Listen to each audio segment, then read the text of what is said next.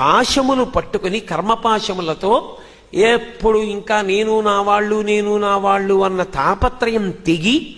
భగవంతుని యందు అనురక్తి పొంది నిజమైన నేను యందు ఉంచుకోగలిగినటువంటి జ్ఞానము ఆవిర్భవించడానికి కారణమైనటువంటి ప్రాతిపదిక అయిన వైరాగ్యము అంకురించడానికి శారదా కటాక్షం అవసరము కనుక శంకరాచార్యుల వారి అవతార స్వీకార సమయంలో సాక్షాత్తుగా సత్యలోకవాసిని అయినటువంటి సరస్వతీదేవి ఈ దేశంలో ఉభయ భారతిగా అవతరించి తన భర్త అయినటువంటి చతుర్ముఖ బ్రహ్మగారు మండన మిశ్రుడిగా ఉండి ఆయన శంకరాచార్యుల వారితో వాదనలో ఓడిపోయి సన్యాస స్వీకారం చేస్తే తన భర్త సన్యాస స్వీకారం చేసిన తరువాత తానెందుకుండాలి భూమండలం మీదని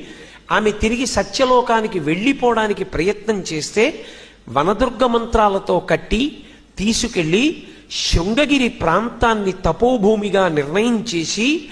అంతకన్నా ఉత్కృష్టమైనటువంటి ప్రదేశము వేరొకటి ఉండదు అని నిర్ణయించి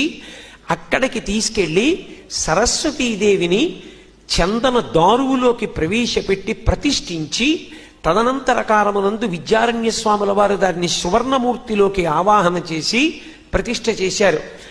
సత్యలోకంలో ఉండేటటువంటి సరస్వతీదేవిని ఇప్పటికీ తేజోరూపిణిగా శృంగగిరి పీఠమునందు